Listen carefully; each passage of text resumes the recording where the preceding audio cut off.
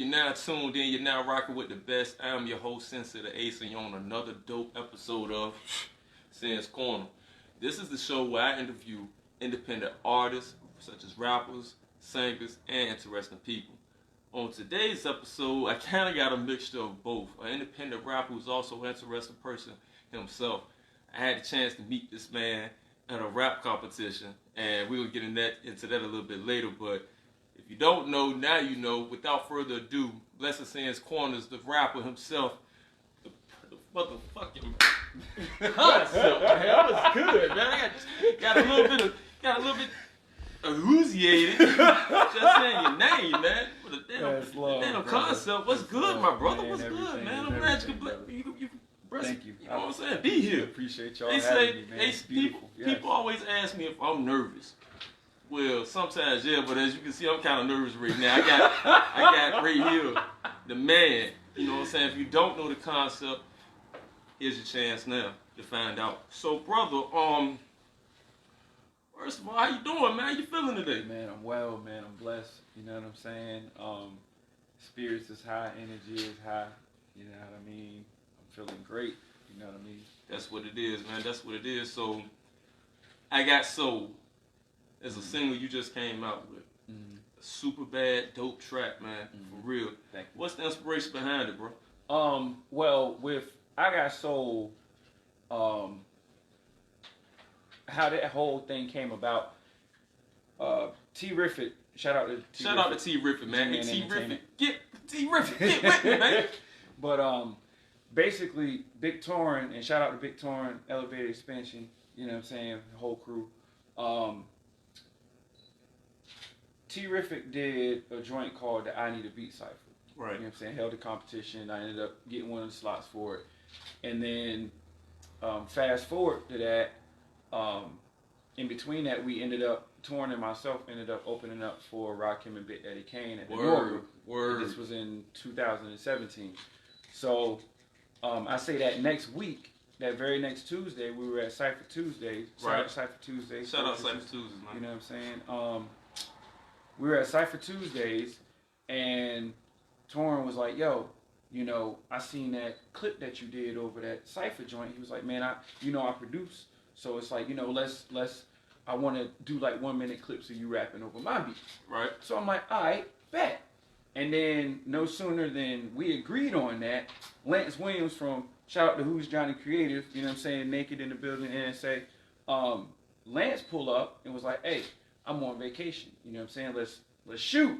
And I mean, literally right there in the parking lot, that whole thing came about. So I wrote the song, and instead of it being just one verse, I couldn't like not do another verse, you know what I'm saying? So I did a dedication to Rakim with the first verse. Right. And basically what the first verse is, it's Rakim metaphors with Rakim flow. Like if you listen to it, it's like, you know what I mean? When I get live, if I get live and disrupt your vibe, part and self, it's just I got soul like God itself, know the ledge. Yeah. So I got, you know what I'm saying? Right. And you go on and on. Right. So then I was like, there's a second verse, and I'm like, man, bump it. So I started writing the second verse, and I'm thinking, all right, so I'm gonna use Redman flow with KRS-One metaphors. Right. You know what I'm saying? I got next finish them off with sneak attacks. I tend to treat MCs feed, so please relax. I seek peace, spiritual minded, so these cats seek beast, so I eat them alive and leave the rats facts. You know what I'm saying? That whole verse, it's titles from KRS-One songs and stuff like that, but I'm using like a Redman type of flow. Right. And paying homage to all of them. And then when it came down to shoot the video, I remember we were supposed to reach out to Lance and Who's Johnny Creative, and we reached out to him, and the rest was history, man. That was it. That's dope, man. So where you from, man? I am from Virginia Beach. I was born in Norfolk, you know what I'm saying, raised out Harper Square apartment. Shout out to the brotherhood, you know what I'm saying. And pretty much that's been my stomping grounds for God knows how long. That's what it is, man. That's what it is. If you're now tuning in, you're now rocking with the best. I'm your host, Sensei the Ace, and you're on another dope ass episode of Sin's Corner. Right about now, I gotta pay some bills right quick, man. That'll work. So, shout out to my sponsors, man. One of them in particular, my sponsors Drinking on Sunday, man. Our voice, our culture. That's Drinking on Sundays, man. Shout out to them. Cheers. Secondly, my second sponsor. Y'all been to Lisa's, man? Nah, yo, I've heard about Lisa's, but I don't think I've been to Lisa's. I gotta. No, where's Lisa's? We talking about Lisa's Restaurant and Lounge, man. That's on 107 Trawan Drive out there in Portsmouth, man. Hey, Right. bro, I'm trying to tell you, she open up at 12 noon, man. And daily food specials, daily drink specials, themed nights. Bro, you really got to get into her happy hour, man, 5 to 9. Ooh. I'm telling you, daily, bro. But we're going to get into that a little bit later, man. So That- y'all that'll make sure work. y'all going to holler at Lisa, man. But getting back to the man of the hour, sitting to my left is the one and only, the concept, man. So, how I met this brother. So, I put myself into, as you know, I'm a rapper or whatnot. So, I put myself into a rap battle, you know, that was out there at West Beach Tavern. Shout out to West Beach Tavern, man. Salute. And my brother right here, he was in it as well. Just like I was telling him, you know, I went on before him. So you know how you get on, you doing your thing, you know, and this, you thinking, man, your song is dope, you know what I'm saying, boom, you know what I'm saying, you gonna place well in this. And then he came on, and I was like, well, that's the end of that, you know what I'm saying, you know, man, I mean, we see how this gonna play out, you know. The brother came on, lyrically annihilated the competition, and that's no bull because he won the whole thing. No, he walked away with the trophy, you know what I'm saying? I remember that. Yeah. It was from that day right on that I started following you and sent you a friend request, man. Hey, man, so, like, what's the drive behind your rapping, your lyrical abilities, man? What's the drive behind it? Drive. I mean, I just, it's what I love to do. It's your passion. Like, I don't see myself doing anything else outside of that. You know what I mean? Like, I can't even picture myself not emceeing. You see what I'm saying? And just the fun and the release, and then, you know, it goes a little deeper when, you know, you made certain promises and dedications, you know what I'm saying, to certain people that believed in what you were doing, Exactly. that you would continue on, you know what I mean? So, yeah, it's a lot behind it, but, you know, at the end of the day, I don't want to do anything else. Man, you're not the average rapper. Really, you're not the average rapper. You're not the guy that's gonna spit about money, clothes, cars, hoes, such and such, and things like that. Right. You're about uplifting our culture. Right. You know, that's primarily what you're about. And what I want to know is there something that you see that's lacking within our culture that you feel like musically wise you could bring back to it? I feel like creativity is lacking very heavily. You know, you hear a lot of the same cadences, same type of beats and things like that.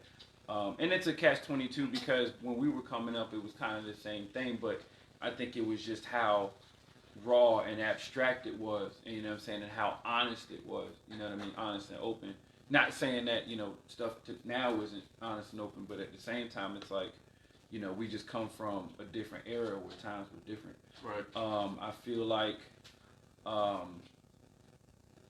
the art of storytelling is missing heavily. And that's no knock to the ones that are actually out there telling, you know what I'm saying, stories, but it is a lot of fraudulence and, you know what I'm saying, what's the word I'm looking for? Illegitimacy, if you would. Ooh. You know what I mean? I hope my tense was right or correct, whatever. But yeah, I mean, you know, at the end of the day, man, you just notice that there's a trend. Like, people follow trends. That's what pretty much makes the world go round. You know what I'm saying? Based off of social media, regular media, and stuff like that. So it's all based off of trends, and I feel like a lot of times people don't just stick to who they are. You know what I mean? Like they try to create themselves into something that they weren't meant to fit in. Right. You know what I mean? I was recently at a competition. Right. At and it's not so much that I lost the competition. You see what I'm saying? Stop lying. Yeah, but hold on. So hold on. It wasn't so much that I lost the competition because obviously, you know, I went in there and I did what I did. Right. But the disconnect between that particular crowd and myself is that I wasn't speaking their language. You know what I'm saying? I'm pretty sure I was well over, you know, at least a decade or more of everybody in there. Yeah, you have a younger crowd. So they're not gonna get down when I'm coming there like clown spitting that hum diddy dum silly scum illy drum dilly rum spilling your shoes. Yeah, I mean, yeah. they're not on that. Yeah, they can't. You see what I'm saying? They ain't on it, you know. Now, granted that now one thing I can say, the bars was there, the hunger was there, and the passion was there with everybody that was there. But you know, there comes a time when you have to realize that certain stuff just isn't your place. It's not meant for you. You know what I mean? And I realized that my niche is, you know, hip hop, like the true essence of hip hop, like, you know, 520 Cedric Ave, right. That Bronx, New York, you know what I'm saying, Brooklyn, right. And all of that, right. And just what they were able to do with that, like. And I know I don't want to get too deep, but at the same time, it's like with hip hop, like every race of people has their own type of culture. You have Filipinos, you have Chinese, you have Canadians, whatever, and everybody, you Mexicans and all that. They all stick together, and they have identity as it pertains to being in the United States. Right. We're the only ones that don't have that. The identity that we have is something that was forced upon us, right, to accept, right, as our identity, right, really without really having a type of foundation to it.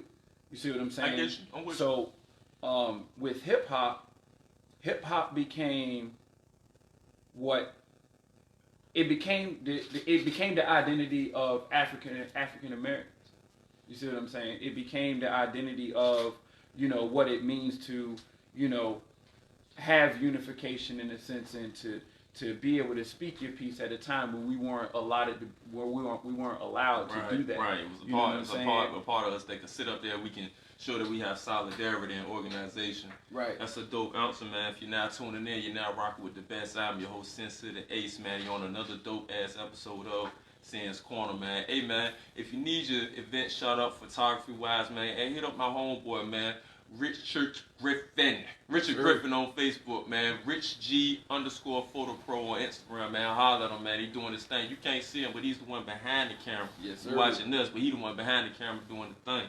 Also, when it comes to, you know, my Sans Corner shirts, holler at my homeboy Alex Giles on Facebook. You know what I'm saying? That's 9A clothing. 9A clothing. I'm sitting up here beside my main man. We getting it in. So I'm a little woozy right now. But I'm still, you know what I'm saying, handling my business. Also, for that bougie fashion, holler at Linda Giles, which is his wife.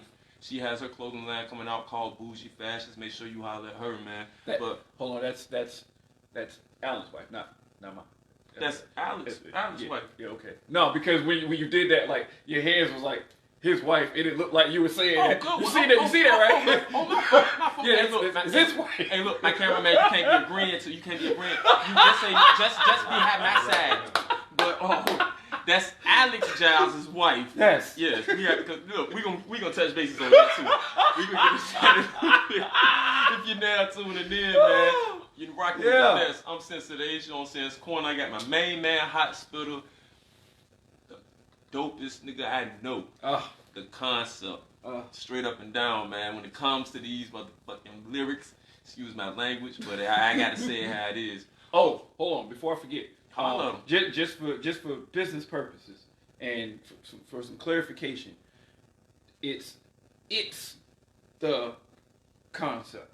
Because you mess around and you type in the concept, it's like 90 other people that show up. Well, yeah, that is true. So, and he spells it's THA. You know what I'm saying? And the concept is with a K. Yes. You know what I'm saying? So, It's the Concept with a K. Yes. So you were once signed with Music Theory Records. Correct. That was back in 2016. You came out with an album called Dream Big. Big was in capital letters, man. Right. So what was the inspiration behind that? Besides, obviously self-entitled Dream Big, but what was the inspiration behind it, bro? First and dope foremost, ass album, by the way. Thank you, bro. Thank you, bro. First and foremost, shout out to Music Theory Studios, Music Theory Records, Jazza Ray, my man DJ Kareem, you know what I'm saying, everybody over there, my man Boise. The inspiration behind Dream Big, I really, like, Dream Big has been like my cornerstone song. You know what I mean? I actually wrote that, I wrote that in the bathroom of my current job. Right. You know Okay, that's saying? dope, man. So, you know, I would take the little tablets or whatever and then go sneak off in the bathroom during break time and then, you know, jot it down while I'm thinking about it in my head, while, you know, so I don't forget. And I produced it myself. Okay. And, you know, at the end of the day, it was like, you know, I like to create music that inspires me and uplifts me. You know what I'm saying? Right. It's almost like I use the music to keep me on track with where my mindset should be. You know what I mean? So it's like with a song like Dream Big, you know, when I hear it, it's like, okay, it's more like one of those humbling aspects where it's like where you're inspiring people to dream big and, you know, chase their dreams and things like that. But at the same time, it's a reminder to myself, like, you know, dream big, but don't forget why you're doing what you're doing. Right. You see what I'm saying? So when I listen to it and it's like, I dream big because my reality is small, not very tall, but giant when I'm about to fall. It's like you dealing with, you know, you dealing with stuff and it seems like a mountain to you, but it's really small stuff. But you've allowed yourself to mentally, it's like you allow your ego to take over. You know what I'm saying? Because it's like you put yourself on this pedestal.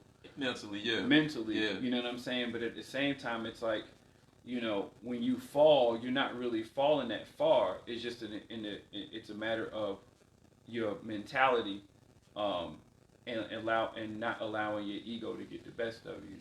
You know what I'm saying? That's dope, man. Keep in mind that you dealing with, I'm sorry, I didn't mean to cut you off. No, you good, man. Keep in mind that, you know, your objective is to influence and to inspire and to, you know, do these, you know, uplift and encourage. You know what I mean? You don't get a lot of that in today's music. So, for one, it was one of those things where I felt like, you know, I can put that message out there and really let it resonate with people, and then at the same time, show off the lyrical prowess as well as tell certain bits and pieces of my story that people might have been concerned about and to be aware of as it pertains to dealing with the music industry. That's what it is, man. Hey, I wanted to say something right quick. Had this brother on my mind. Hey, DJ Baby Boy, Brandon Early. Hey, man, we pulling for you, man. Yes, sir. We pulling yes, for sir. you, bro. For real, yes, bro. We thinking about you. Mm-hmm. If anybody, you know what I'm saying, hey, tag him, let him know. Hey, Sands Corner pulling for him, man. Word up. My bro, man. So, how long have you been rapping, bro? Oh. Let's keep it 100 now. How long you been doing it now? My people, my corner want to know, man. They sitting on the block, they want to know. You holding up traffic and everything, finding out. Cabs honking and horns. They want to know. Them stop traffic for you. Oh man, I have been rapping. Shit, I've been rapping since about, I want to say about 93. Yeah. 93. About 93. Man, 93, I was 8 years old. I was about 12. Yeah, it's about 12. Might have been a little earlier than that, but I was about 11. Yeah, it's about 11. 11. I was 11 years old. And that was just playing with it. You know what I mean? Like I was actually into more, I was into different music. I was into more like matter of fact, you know, I wasn't allowed to listen to hip hop. I was more into rock, heavy metal. Okay. You know what I'm saying? Ended up playing in the orchestra during elementary school and middle school. Actually, all the way through high school. Actually, I played violin and viola all through school. Right. You played violin in high school, and you was in the band. Yeah, man.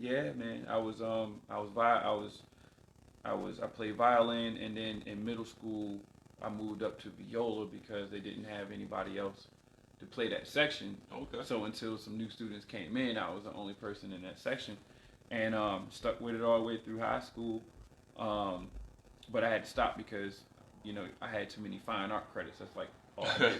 You can't have all electives. You know what I'm saying? He's straight A and then fine art. I mean, let's get him on the other subject. I feel you, man. I feel you, man. But no, I probably started about 11, just playing with it. Started to take it seriously about 13, 14. That's really when I really started to, blossom, and then from there, man, that was it. That's what's up, man. Hey, that's what's up. You're now tuning in. You're now rocking with the best.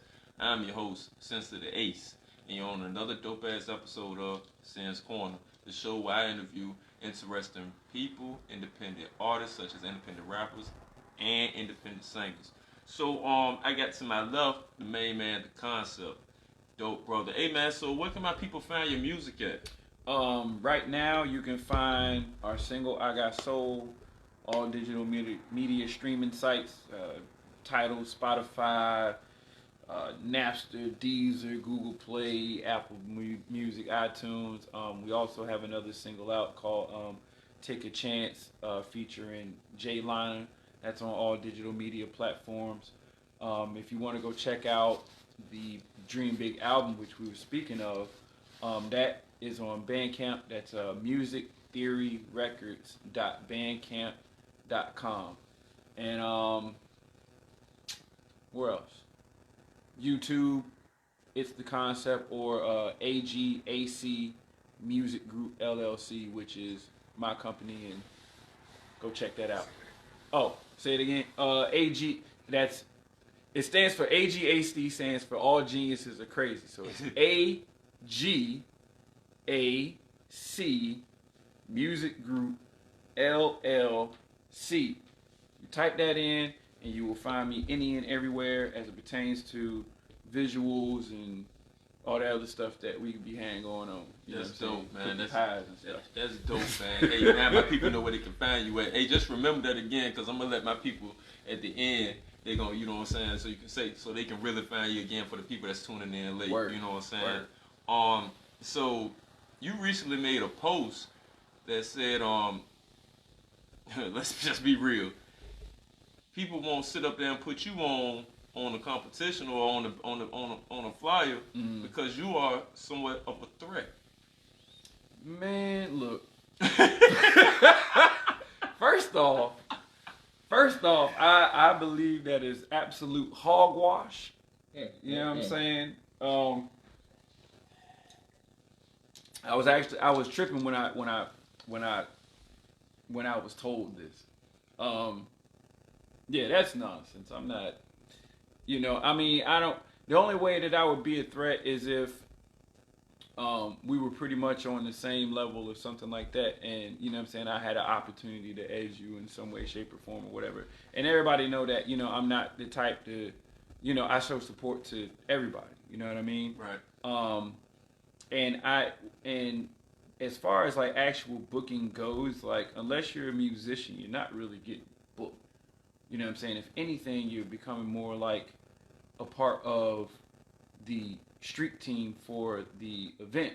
Okay. But the intelligent thing to do, especially if they give you an opportunity to make some money off of it, I think it's good training grounds for guerrilla marketing. You see what I'm saying? Because it's like, if the objective is you get, let's say you get $500 worth of tickets. Okay. You get to keep 300 of that. You have to pay out too. Right. Right.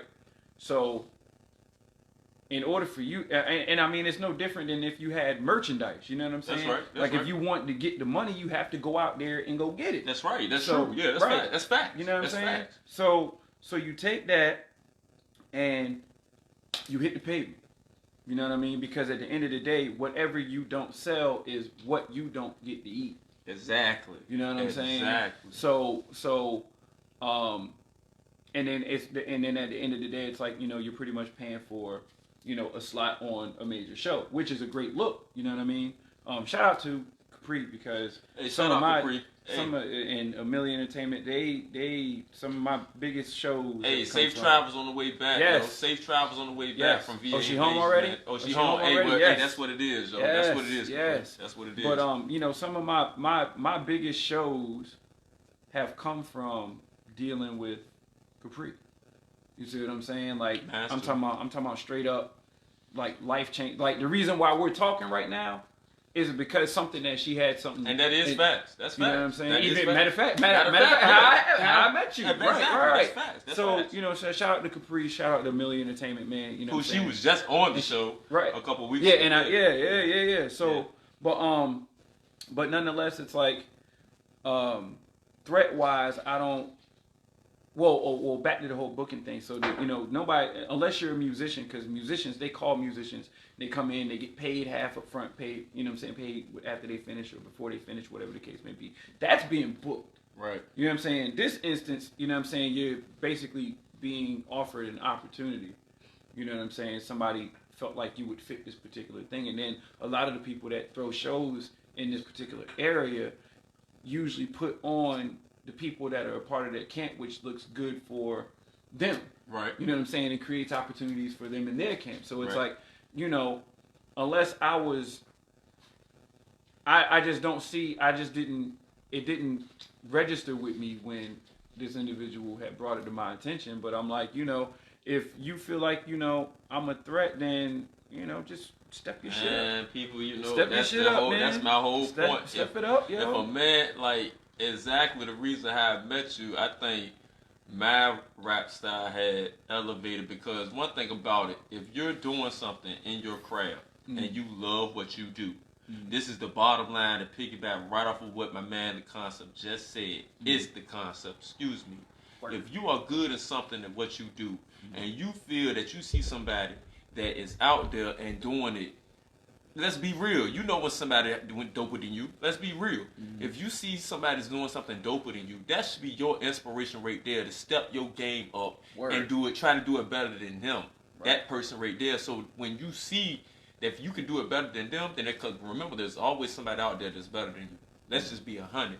But locally or however, whatever level, when you see somebody out there that's doing something, and when somebody's doper than you, your job is not to hate. Your job is to take that and try to do it better than that person. That's supposed to be motivation, man.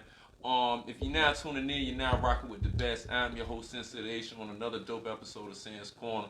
I got to pay my bills, man. Sponsorship, it is what it is, man, for real, and I'm blessed to have it. When it comes to my homeboys that, they're pushing for our culture, we talking about drinking on Sundays, man. Our voice, our culture, that's drinking on Sundays, man. Shout out to him, man. Ro Holland, Doc Ford, no boy. Salute, my guy. I ain't seen Ro in a minute, man. Yeah, Ro? Yeah, man, that's dog, bro, man. I ain't seen him in a minute. You ain't seen him in a minute? In a minute, man. That's bro. That's bro. Wow. That's actually my mentor. That's crazy. He didn't know it. Right. You know what I'm saying? He didn't know it, but I was watching his moves. Right. He's probably about 80% of the reason for this. That's dope. Being honest. Salute you know what I'm saying? Salute the Ro, man. So we were speaking about leases. Right. You said you ain't been there. Right. Bro, when we were talking about $20 to get you in the building, and we talking about $5 food specials daily, man. Oh my God. I'm talking about 2-piece whiting specials. I'm talking about 5-piece party wing specials and the burger specials. Hey, all of them come with fries. Hey, all of them ain't number $5 a piece. I can't make this up.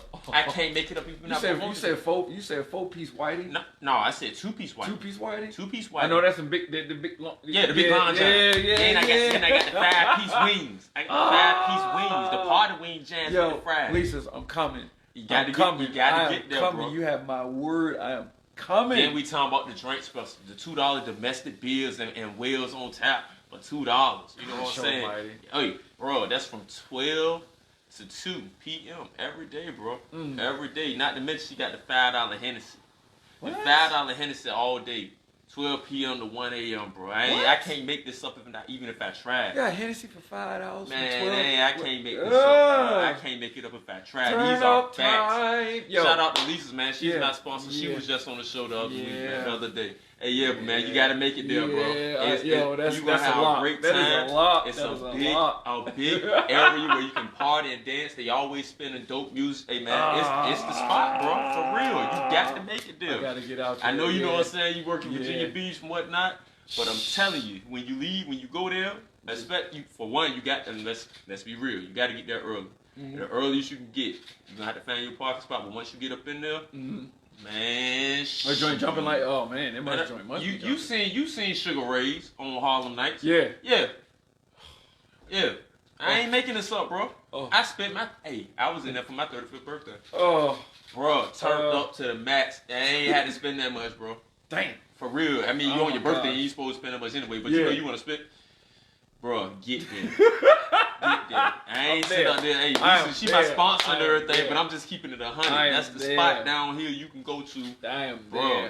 there. Getting back to you, bro. Oh. The main man. The main man, the concept. My main man. Hey, for those that are probably just sitting up there looking at your music right now, probably figuring out what you all about and everything, they probably, because they understand if I'm sitting beside you, you dope. So for those that are sitting up there getting at you, looking at your music right now, I think it's only fair that when I ask this question right here, they're going to be more than being like, yeah, that's a good question. So, would it be fair to compare you to the legendary Rakim? See, now he's flabbergasted. Look, I'm just being real, my bro. I'm being real, bro. Man. Would it be fair? The legendary Rakim, would it be fair? Because the reason, that's a personal question on my behalf. Because when I listen to you, it's like, and I've listened to Rakim. Yeah. I've listened to him. I read his book. Shout out to Rakim. He was just down here a couple months ago. Sweat the technique. Yeah. Would it be fair to compare him? Now, talking about you, these are your thoughts. Would it be fair to compare him to you to him? Man. I mean, look, if you, I'll leave it to the discretion of the people. I put it like that. You know what I'm saying? That's a humble answer. Like I'll leave it to the discretion of the people, because it's like, you know, after meeting him and after, you know, seeing how he, you know, just seeing this the essence of, you know what I'm saying, the God MC. It's like the God MC. You know what I mean? Like, you know, you know, what do you say to that? You know what I mean? It's obviously yeah, just very, keep it 100, man. Very humble. I greatly appreciate it. It's funny because Torrin kind of said the same. Actually, I've been getting that a lot. Hey, bro, for real, bro. Like, if you are a rapper and you're passionate about your craft, when you run along other people, when I say you're passionate about your craft, that means you are a studier of this. You do this. So when you run across other MCs, subconsciously you classify them. So you don't even know it, but subconsciously you classify them. Right. You know what I'm saying? So I put you along the lines of the era that if I could have took you right now, and took you back to 1990 whatever with Arrested Development. Yeah. With cats and that on and that see type that's how I be thinking. I'm like, you know, I wanna be able to create, because that's what hip hop lives in Virginia is all about. You ever see me post that hashtag? That's basically what it's all about. It's all about taking what we know of as the hip hop culture and all the elements thereof and expressing how they still exist today. Right. You see what I'm saying? Right. So instead of you having graffiti artists, you got the art scene and people who, you know what I'm saying, live paint. That's why I bring live painters. You know what I'm saying? You got a whole breaking scene that's out there. You know what I mean? You got a whole, you know, you got different beatboxers. Torrin just happens to be, you know what I'm saying, Soul Brother number one. So, you know, he got the beatboxing Seen that part in the video, the beatboxing. Hey, bro. Yeah. Whoever shot that video, shout out, shout out Who's Johnny Creator, Hey, man. shout out Who's Johnny Creator, because when you switch from that to that, I'm like, man, you being honest, I'm sorry to cut you off, by the way. You took me back to the 90s. Right. You took me back, and just that little clip right there, and then the second clip again, and I was like, man. Right. Like, man, he took me back, man, when like when hip hop, like, was, man, like, it's just I'm gonna tell you, it is not an unexplainable feeling. It is an explainable feeling. Yes. For anybody that's sitting up here, and this is just my opinion, for anybody that's just sitting up here right now, growing up listening to hip hop, they were in their teenage years or whatever, the music that you were sitting up there listening to at the time, that first track that made you sit up there and ooh, that first hip hop track, that dope hip hop track, and when you hear that now as an adult, that feeling that you get, that's what I got from this man when he did that video. Straight up and down, man. Getting back to it, if you just tuning in right now, you don't know who this man is. You're now rocking with the best. I'm your host, Sensation on Sans Corner, and this is It's the Concept. What up, though? For real, straight up and down, man. So let's talk about let's talk about Busta Rhymes. Let's talk about KRS-One. Let's talk about Redman. Let's talk about Royce the 5'9". Let's talk about them. And when we can talk about them, we're not talking about them in retrospect. We're talking about, because you know I do my research, these are your inspirations. Right. These are your inspirations. Right. And if I'm correct about it, correct me if I'm wrong. I have no problem with you correcting me on my live. Right. Correct me if I'm wrong, but these are the guys that it's your inspirations. It's not so much that you permanently stay on one guy. Right. You actually mentally sample from each one of these guys and come up with your own concept. Right. It's the concept. Right. Okay, bet. Right. So let's talk about those inspirations for a minute. How is it that it's those guys out of all of these rappers that we have in the industry, is those guys that stand out to you and drew your thought? With them, with just that batch, and you know what I'm saying, of course there's many more, that batch just had it was just something about it. I think it was the way that they constructed their words. You know what I mean? It was amazing to me. You know what I mean? That you can actually take words and, you know what I'm saying, combine this one with this one. Right. And that one, and then, you know what I'm saying, you could break it off to where these two might rhyme, and then these five in the middle rhyme, and then you can catch it at the end with the first rhyme. You know what I'm saying? Yeah, I'm with you. And the intricate inner workings of, you know what I'm saying, MCing and rhyming. You know what I'm saying? Like penning your shit. And it's like, man, I just felt like to them, they were like, if I'm gonna rap, these are the people that I feel like are it. You know what I mean? And as I study them, you know, I study timing, I study cadences, I study wordplay, subject, you know, like I dissect all of that, you know what I mean, and then fall back and then, okay, you know, if I could just pick from that, you know what I'm saying, okay, I can use this cadence or whatever, and then, you know what I'm saying, freak it like that, you know what I mean, and that's pretty much how I learned to rap, and for my understanding, anybody who does rap, that's pretty much where they get it from. You know what I mean? You study other rappers, and then, you know, you take bits and pieces of theirs, you know, and you implement your own. But where it gets twisted is when you had them sucker MCs. And what these sucker MCs on it. What they do is, one of the things that they do is they take somebody's whole style and just run with it. You see what I'm saying? Like you know what I'm saying? Back in the days, cats would have seen you. Cats would come and see you for that. How they call it? You biting. You biting. You biting. You know what I'm saying? The most infamous joint was who was it? The most infamous joint was Ghostface.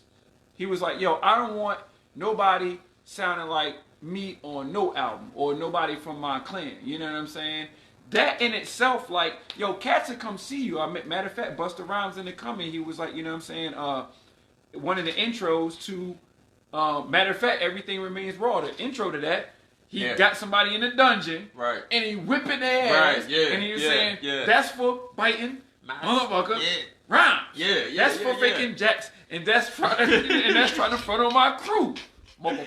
You know what I'm saying? Like, yo. If you're now tuning in, you rock with the best. Straight up. I'm your host, Sensation, on another dope-ass episode of Sans Corner, man. Hey, man, I got to the left of me one of the dopest MCs out of the 757, man, the concept. I'm sorry, it's the concept. I keep saying the concept because when I met him, that's what we was going by, and now we've added another word, no issue, no problems. It's the concept. So, when we speaking in regards to your music, Mm-hmm. what's the message that you're trying to convey? It depends, man. Depends on what the subject matter of the song is. It depends on, what I'm feeling at that time. Um, if it's inspirational, it just depends on what it's speaking about. If it's more personal, then it's more of learning.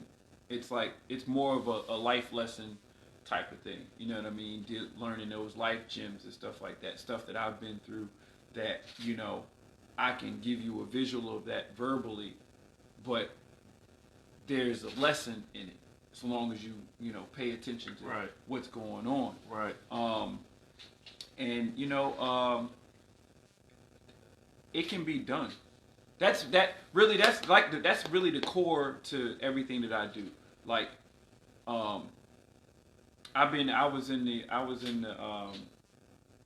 came home from the penitentiary. I did a bid. Okay. You know what I'm saying? And I promised guys in there that, not only would I not return, but this is what I would be doing. You know what I'm saying? The most infamous question during that time span was, what are you doing here? You know what I mean? And it's like when you have no answer for why you're in the position that you're in, it is what it is. But truth be told, the reason why I was there is because I was already there before I got there. Ha! Woo! Feel me? Woo! Do I feel you? I was already there before I got there, man. We have the ability. We create our realities. You see what I'm saying? Everything that went into is a reflection of us. Let me stop you. Look into the camera when you speak this right here. Because they need, we need to hear this. Yeah. Real talk, brother. I got you. All right, so understand this. You are the creators of your reality. Every decision that you've ever made in your life is a sum total of exactly what your life is right now. You see what I'm saying? So when it came to going into the penitentiary, I was already in prison before I got there. You see what I'm saying? It was only a matter of time before that physically manifested into this realm. You know what I mean? Mm-hmm. And in order for me to not only get myself out of that situation, but to create the reality in which I want, while I was down, all I did was I worked out, I wrote music. That's really 90 to 100% of the whole bid right there. I just straight up music. Word. And conditioning myself to prepare myself for taking what I've done under this rock onto a larger scale. Right. You see what I'm saying? So now it brings us to where we are now, and moving forward, I know that I don't have to make the decisions that I made before. You know what I mean? In the event that I feel like I'm in a bind, or I feel like I have nothing else to turn to. You know what I mean? I always have my music. I always have my self-respect. You know what I'm saying? I have my values. I have my family. Right. You know what I mean? And you don't need all of that extra stuff in order to create what you want. You just got to be focused specifically on that. Anything that you do that is not in accordance or in alignment with what it is you want to do with your life is a distraction. So if you want to win, if you really want to win and you want to make it, like, you gotta a lot of times you gotta, I'm not partying with y'all tonight. I'm not I'm not smoking with y'all tonight. I'm not drinking with y'all tonight. I'm not messing with you. Or dude, I'm not messing with you tonight. Right.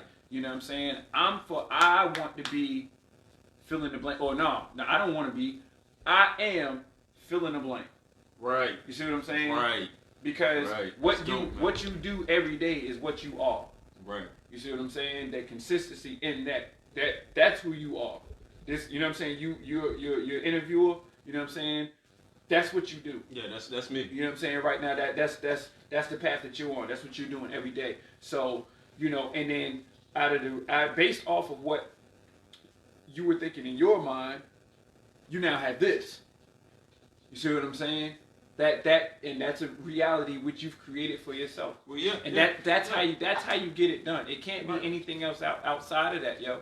If you really want to make it, any industry, you know, you cut the bullshit out and you know what I'm saying, you get to work. If you're not tuned in, you're rocking with the best. I am the host of the dopest show since Corner, and I am Sincere the Ace, and I got the concept dropping jewels, like dropping gold rings, like when you hit Sonic. And I mean, he up here, bro. I mean, this is free knowledge. I can't make this up, my nigga. I mean, for real, bro. Yeah. Like, for real, man. But tuning in, talking about my sponsors right quick. Hey, man, shout out to my sponsors, Drinking on Sundays, man. Salute. Our voice, our culture, and it's Drinking on Sundays, man. Shout out to them, man. That's RollHoller.4, them boys, man. What up, bro? And I keep talking about this leases, man, that you have not been to yet. I keep talking about leases. Lisa, I'm sorry. Baby, I'm sorry. Don't hold it against me, baby. I swear to God I'm coming home. You got to make it in there, bro. You got to make it in there. You got to make it in. You got to go ahead and drive out the 107 Chuan Drive out there in Portsmouth, Virginia, man. That's being real talk, man. She opened up at 12 noon. Yeah. I'm talking about, like I was saying, the daily food specials. I'm talking about the daily drink specials, happy hours from 5 to 9. Bro, I can't make this shit up if I tried. I couldn't make it up if I tried, man. It almost sounds too good to be true, bro. What? Bro, they pay me to say this. Hey, cheers to Lisa. Cheers to Lisa. She ain't paying me to laugh, bro. She ain't paying me to laugh. I love it. When you walk up in that door, it's like you walked up in Oz. Oh, God. When you walked up in Oz, we're off to see the wizards. You walked up in Oz with 20. That's Oz as OZs. Yeah, ounces OZ. of beer. Yeah, ounces of beer. And you, hey, bro, I guarantee you gonna have a dope time, man. You know she also got karaoke night, reggae night. Karaoke, reggae? Karaoke night on Tuesday, reggae night on Wednesday. Stop playing, bro. I can't make it up if I try. Yo, I might have to call the squad up, man. Had turn up time out there, you know what I'm saying? I'm telling you, man, go ahead, man. Plenty of space for you to bring your party. Also holler at her about renting her area, bro. Her area is to be rented out. It can be rented out. Holler at her. Her name is Lisa Llewellyn. Lisa Ziegler Llewellyn on Facebook. Holler at her, man. Getting back to my main man, to my left, the concept, man. I'm sorry, I keep messing up. It's the concept. You know what I'm saying? Keep messing up. I got a question for you, man. This is also a personal question from me. All right. If you could collaborate with any artist that's already made it, who would it be? Redman. Redman. Yeah. Why? Redman. Man, that's Funk Doc, yo. Funked out the spot. Funk Doc, yo. Man, he is the reason why I started rapping in the first place. No bullshit. Straight up. You Word. know what I'm saying? Like, you know, Chronic Bumonic, the Funky Bionic, you find out I have to rewind it while minds are blind. Who the fuck I be I? You cannot see I flabbergasted, blasted my Magnum P. I oops I lie. I got a cannon about the size of Grand Canyon. I'm prime time giving MCs not slang. Like, how can you not rhyme after that, yo? Man. You see what I'm saying? Motivation.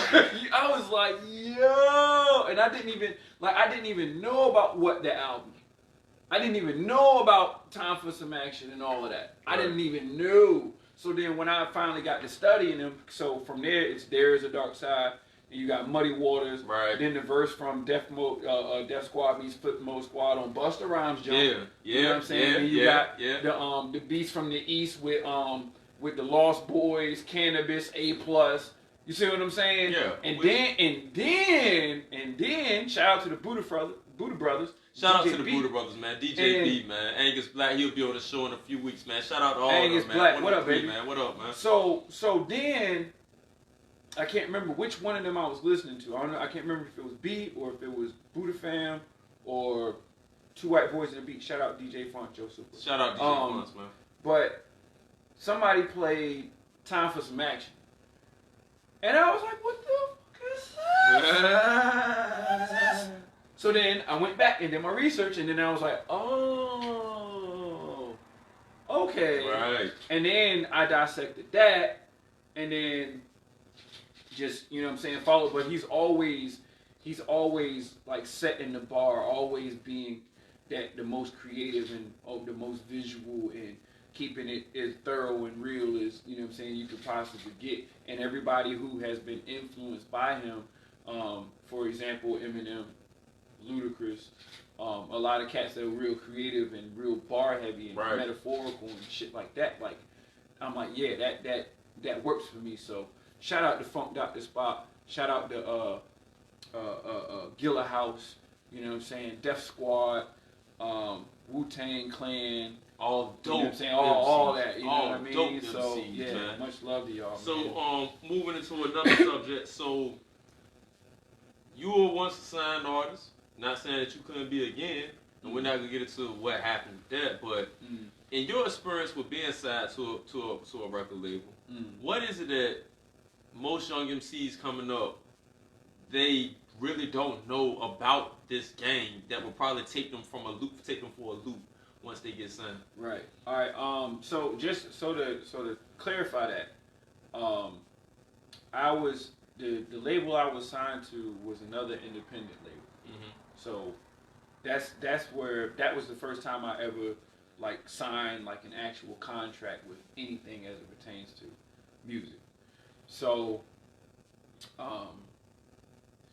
but from what research I've done and experiences that I've been through, the main thing is this game has a lot of inner workings.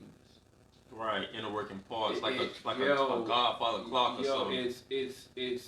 It's probably one of the most intricate things you could do outside of rocket science. Right.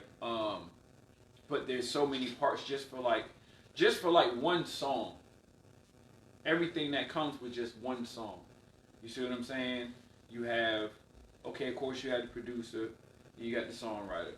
Okay, let's just say we record the song, right? You got your split sheet, you know what I'm saying? You got your copyright, you got your intellectual property, you know what I'm saying? Then you got your publishing, and then you have what's called your ISRC code or your work code. Right. You know what I'm saying?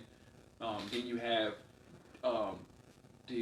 have the embedding of metadata, which is how you attach that code to the actual file that you created. Right. You see what I'm saying? Then you have UPC codes or barcodes. Then you have the public, you know, of course, and with that, the whole code aspect, you know what I'm saying, you have the publishing that goes with that, you know what I'm saying, and then you have your distribute, like, it's so much that's just one song. And that's just one song. That's one song. One song. You know what I'm saying? You got a video, you got a single, you got a radio edit, you got a dirty version, you got, like, dog, just for one song. One song. There's like a whole fucking ninja scroll of you know what I'm saying? Like a nigga had to carry this shit to you on a horse, you know what I'm saying? And travel miles upon miles through the wetlands, you know what I'm saying? Against wolves and owls. And this is just one song. And one song, yo. One song. It's so much. And if anything, like if you don't understand how that works, then it's going to be easy for people to take advantage of you as it pertains to you actually gaining what you're supposed to gain as it pertains to stuff like royalties or mechanical royalties or, you know what I'm saying, stuff like that. So or non-mechanical royalties, which is stuff you know can't touch, digital streaming and all of that. But what I would say is that, you know, I would, at the end of the day, I would just be careful with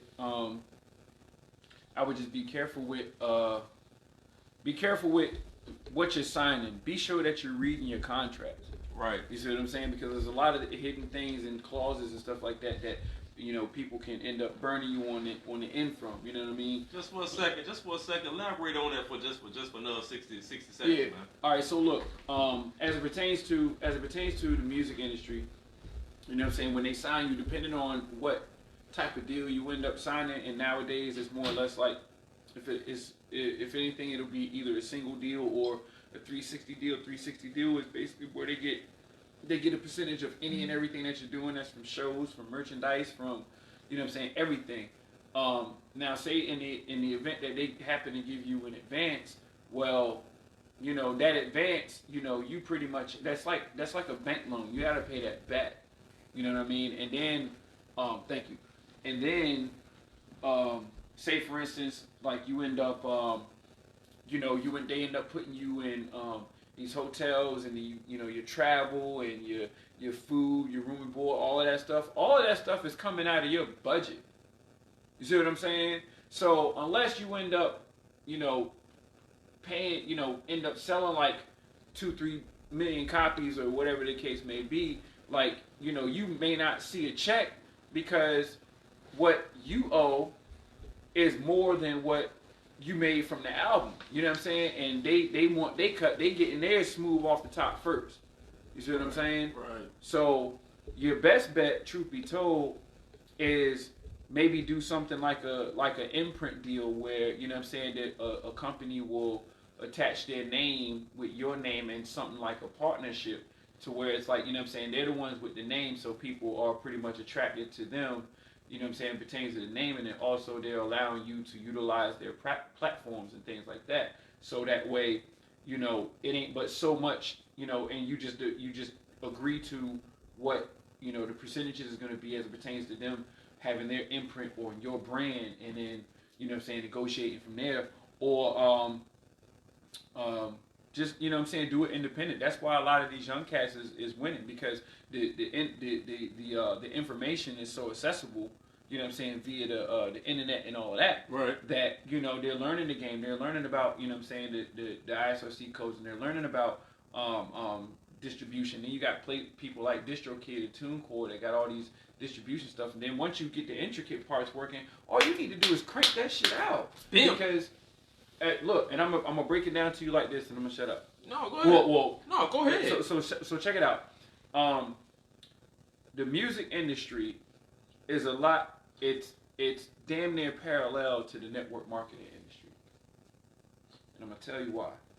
With network marketing, what network marketing is based on is residual income. So the more people that you sign on under you, and the more profitable they are, the more profitable you become. That's why they talk about the whole pyramid scheme type of ordeal. You know what I'm saying? But the thing that people don't understand about network marketing, it might give you the freedom to do what you want to do, and you might earn a lot of money, especially if you're good at it. You know what I'm saying? But at the end of the day, that's not your company.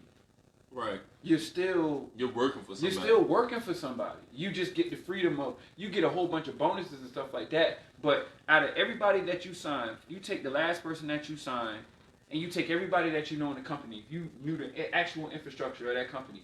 Imagine what the person who created that company is making right now. Off of you. Off of you.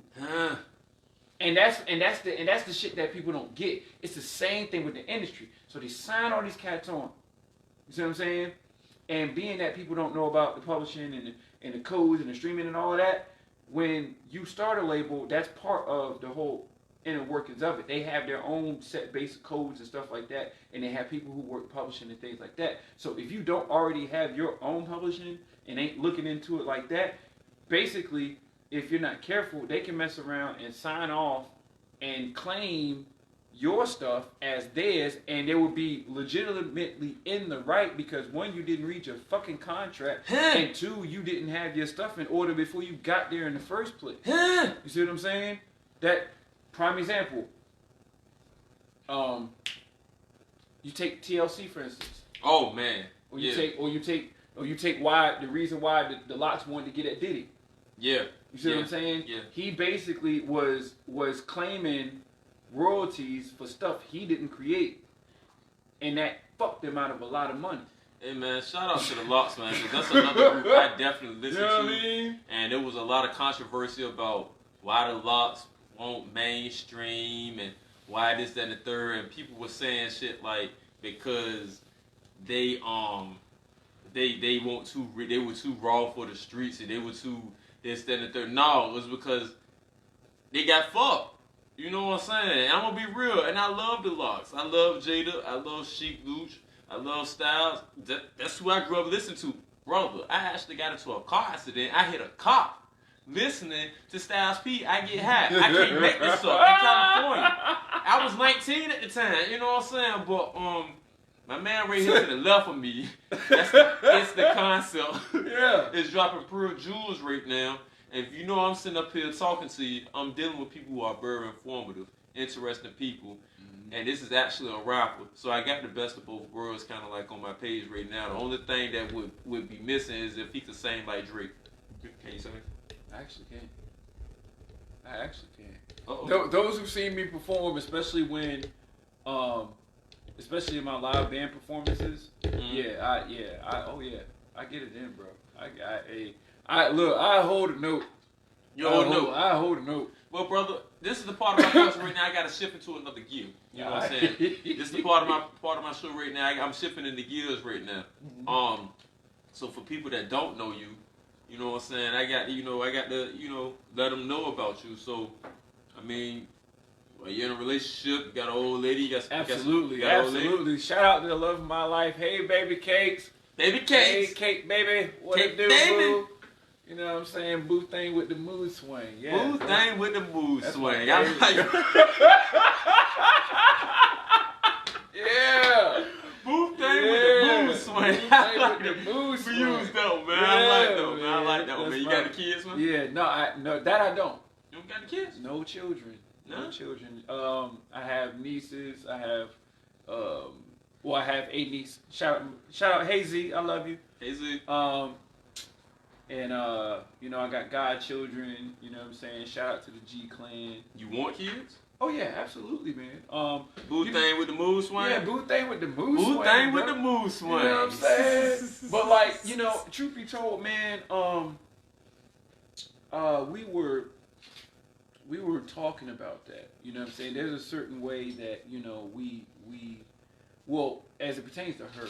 Right. There's a certain way that she wants to, bring children into the world. Understand. And things like that. Right, understand. With certain situations. Like, that's something that you can never really be ready for. Right. But if you have the opportunity to prepare yourself for something like that, right, then, you know what I'm saying, there's certain stipulations and guidelines that, she is hell-bent on as it pertains to bringing children to the world and bearing and giving birth.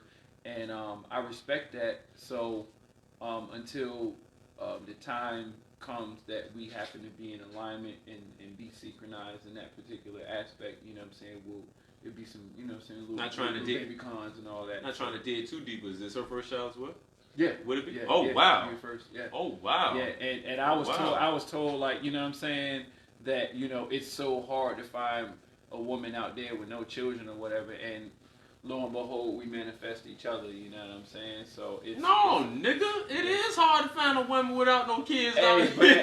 But see, you know what? Watch this, though. And they won't lie to you. Yeah, you're right. You're actually right. But, you got lucky. And whoever told you that, they won't lie. Yeah, some knowledge on it. Most women got a rack of ribs and shit. You know what I'm saying? So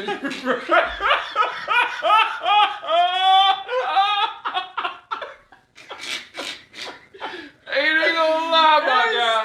Can't even lie, my guy. You know what I mean? I forgot I was on the show right quick. If he now told you.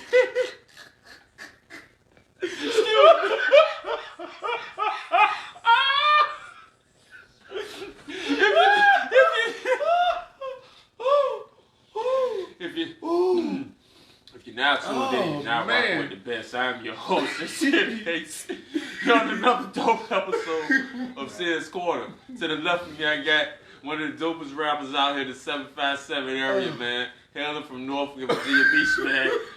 It's the concept. Hey, man.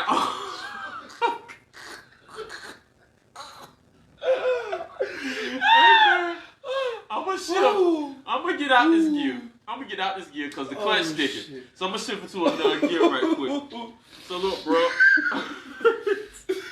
Your family, he's like, I'm going, yo.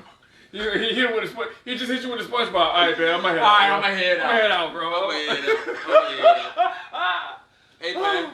So I'm gonna shift into another gear, man. We're gonna go back. We're gonna go back to a serious note right quick.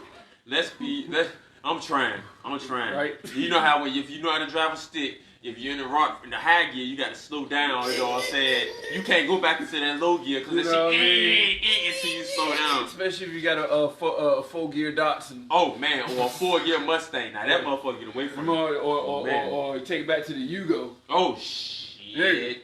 Yugo. Shit. It was before my time, but if it 4 gears go pretty damn fast. Bro, 88 Yugo. I'm tired. I've been break down to you too much. Was that the shit like the I settle, Steve? Bro, go ahead, the I settle. Yeah, no. It was something like that. But you know the Yugo. I believe that from my understanding, the Yugo was made from. Remember them old school cars that had the tall ass top with the yellow doors. It was a whole plastic car like it. That wait. What year was this? It might be. Let's talk about this shit. Remember our age now. That shit was literally like a plastic Flintstone vehicle, straight up, and everybody had one. You know what I'm saying? It was, you know what I'm talking about? You know what I'm saying? It was red. It had yellow doors, and then like the top of it was like white or some shit, and then it had poles in the middle, and it literally was like a little Flintstone car. You know what I'm saying? It had the steering, like it was the most modern day toy since the fucking since Bigfoot and them had them little joints that you used to ride in with the motor. Now, anyway, them shits is ugly. And they'll break down you in a month and a half if you don't charge your battery. I'm gonna check the comments out because somebody probably know what he's talking about, and it's my fault that I'm ignorant to the fact that I don't know what he's talking about. Yugos ran off of 500C battery.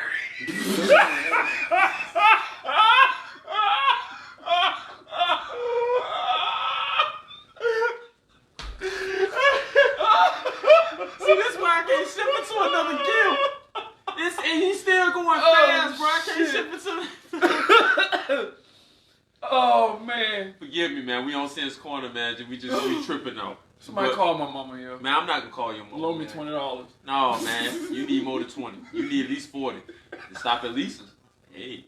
But we gonna downshift it to another gear right quick. So when it comes to, you know what I'm saying, gun violence out here. Mm-hmm. Anybody that's watched my show, anybody from my city, the city of Suffolk, or anybody from any city out here in the 757 knows that gun violence out here is at an all-time high.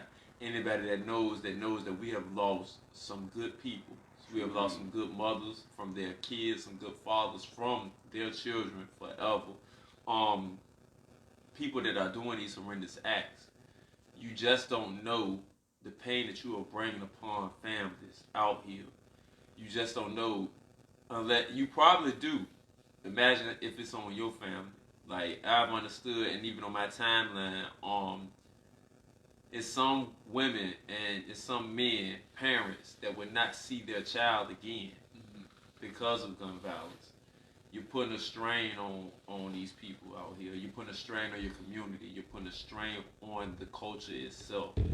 Why I got my man sitting beside me. I just wanted to get your views on that. How do you feel about that, bro?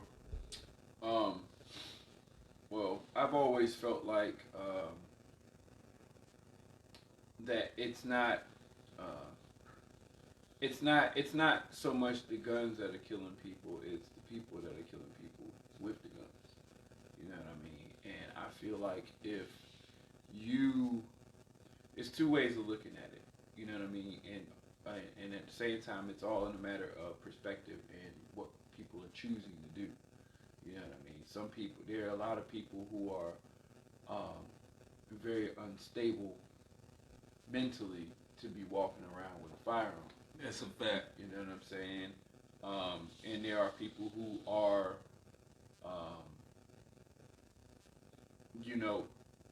afraid. Well, I guess you can add that to the mental instability. That is a bit, that's deep right there. People that are afraid, they carry firearms. That actually aligns that mental stability. Right. Right. So it's like, I feel like, if anything about the gun violence is going to change, I feel like it has to start with the individuals who are carrying the guns. You know what I mean? Because if you look at it from a perspective of like, this is life. like I was thinking about a line that I was writing a joint. I was writing a song recently, and I was like, I basically was like, you know what I'm saying, y'all scream stop the violence, but y'all killers. Mm-hmm. You see what I'm saying? Mm-hmm. It's like, yo, you can't be on both sides of the fence with that. It's either you're gonna stop the violence or you're a killer. You know what I'm saying? So if they happen to kill your mans, you can't be crying. You can't be crying talking about some, you know, we need to stop this nonsense, etc., when you out here shooting people too. You see what I'm saying? Or your mans was shooting people when somebody came and got it, because you can't wreck it. You can't create peace with war. Well, To a degree. all I'm gonna say is this, because it's a back and forth. It's a back and forth war on that. I'm gonna say it like this, because when you got feelings involved with people, it's that right there, and I 100% agree with what you're saying. I really do.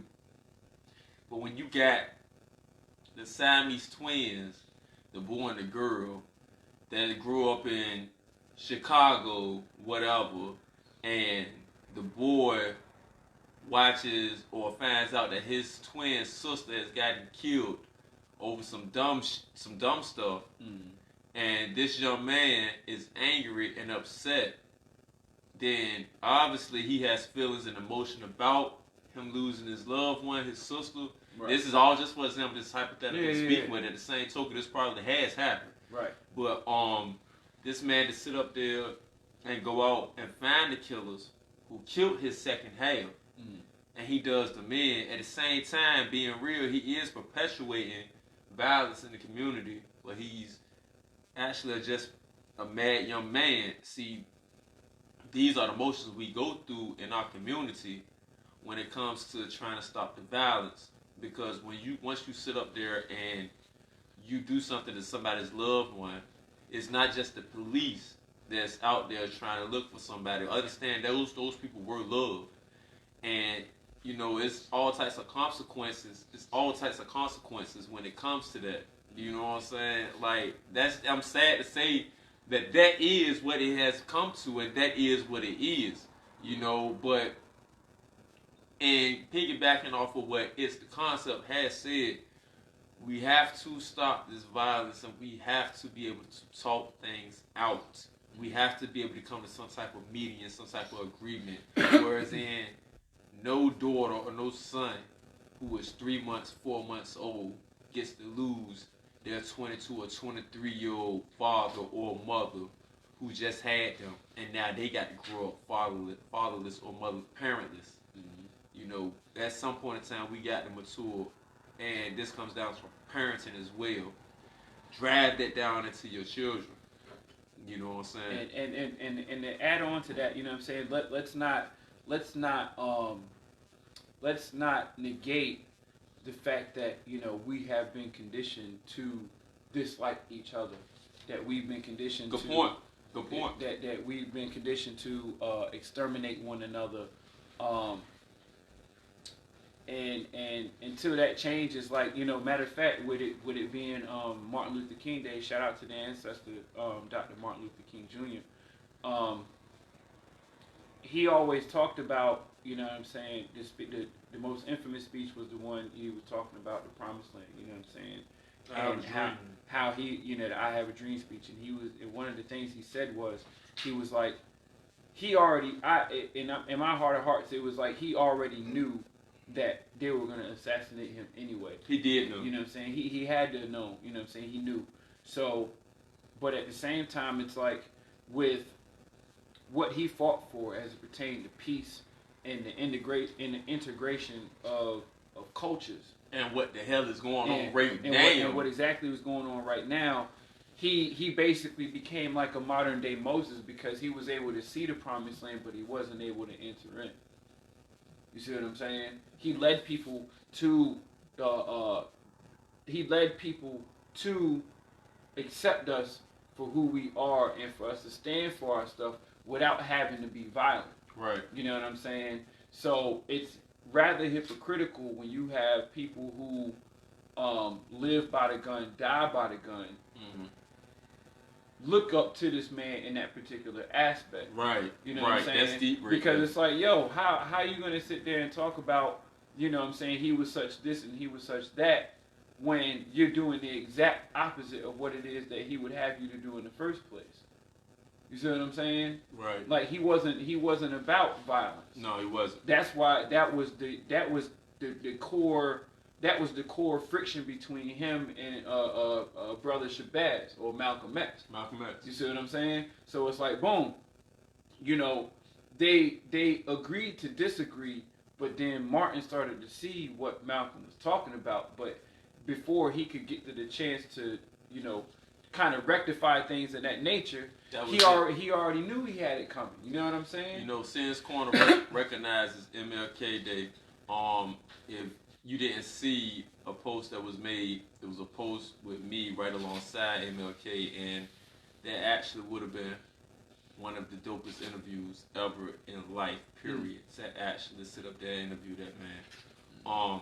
A lot of you people really don't know. You understand his drive. You kind of understand from what you were taught in school. But being honest, when Martin Luther King passed away, he was actually, the movement that he was on at that point in time, which was not only for civil rights, but he went out, he was actually killed basically over trash. He was going out there and he was speaking on behalf of the men that were getting killed back in the day, the black men that were getting killed by these trash trucks, and they were on strike. The men out in that area were on strike. Right. And that actual night when he made it there, he made it to the location, and he spoke upon and said, and if, as you were stating, he spoke upon that he knew that he was gonna. You knew that they were gonna get it. Right. Right. You knew. The man actually died over trash. He died over workers that were being treated unfairly over trash, sanitary waste workers.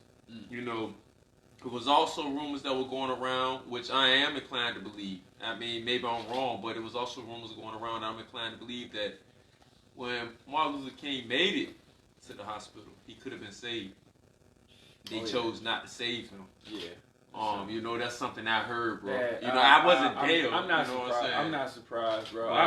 I was telling my man the other day, bro. I was like, look, you know, we trip because a certain type of people treats us a certain type of way, and all the while we sitting here tripping about it, we're giving them reason to treat us that way.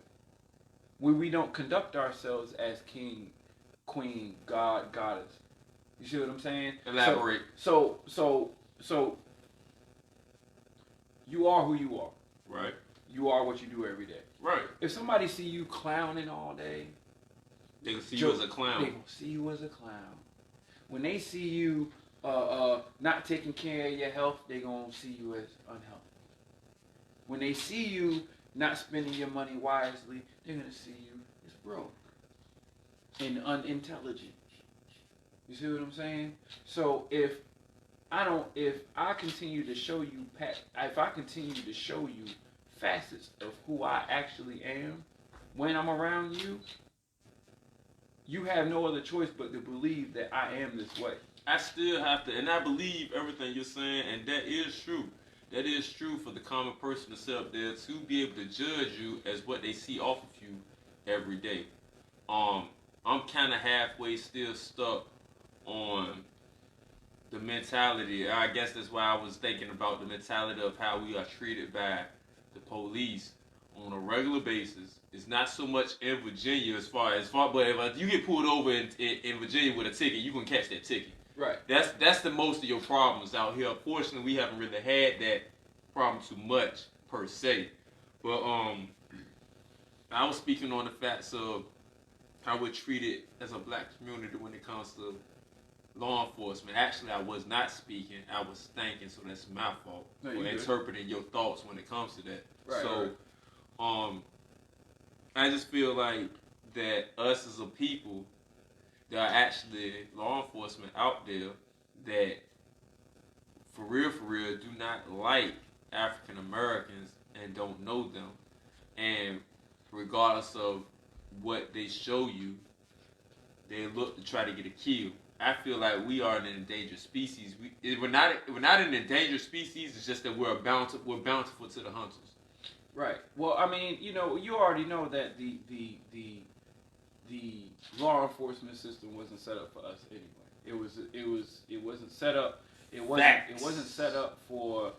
It wasn't necessarily set up as it pertains to the history of this country to serve and protect us. Right. If anything, it was a legitimate reasoning upon to kill African Americans or incarcerate. Sorry for cutting you off. I'm just, No, you good. No, you stay in fact. So, the example that I was giving, it was a twofold example because it's law enforcement and that whole little guild, that group, that gang, if you will, right?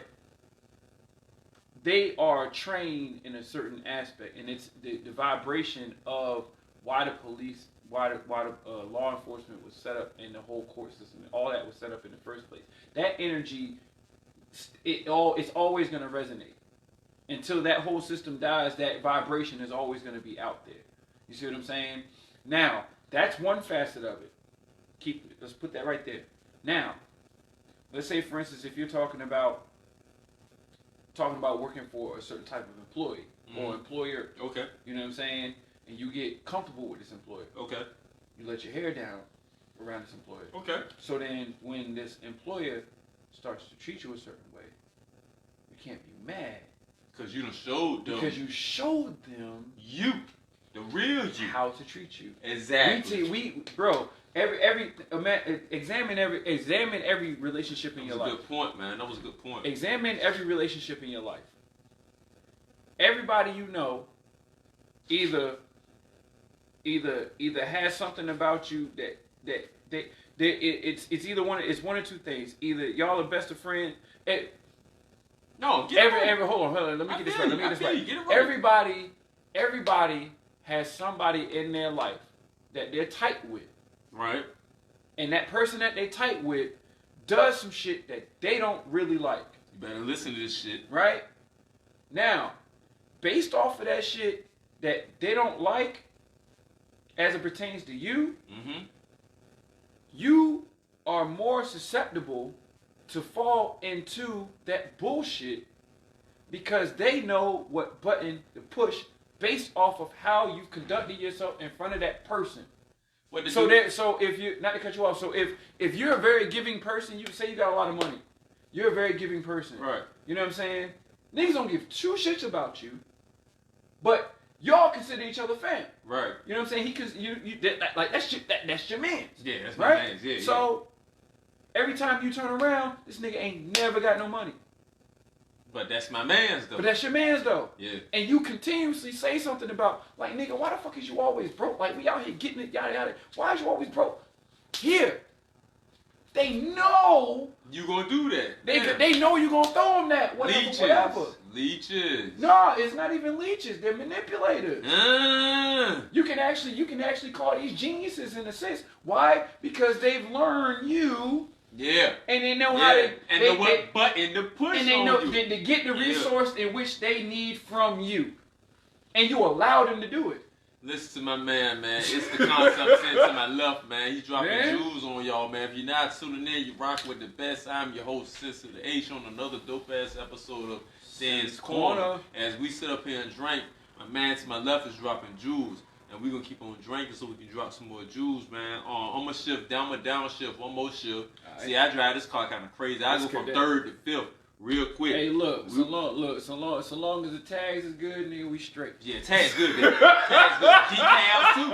Decals, you know what I'm saying? Good. So I'm going to downshift right quick and go back to you a little bit. So, if you could collab with one artist, you only get one, and it's either rap, or it don't matter if it's rap or singer or country, whatever. It doesn't matter. If you, whatever genre, whatever. If you could collaborate with one artist that has made it in this industry, one, who would it be and why?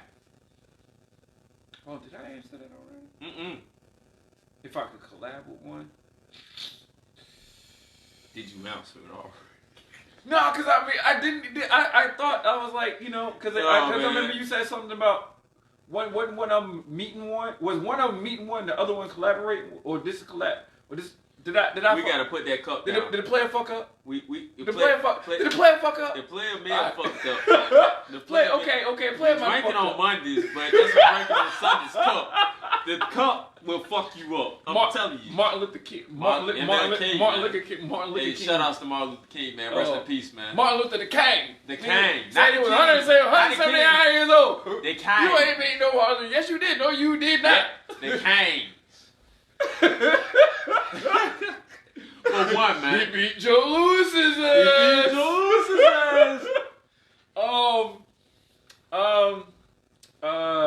If I can collab with one right now,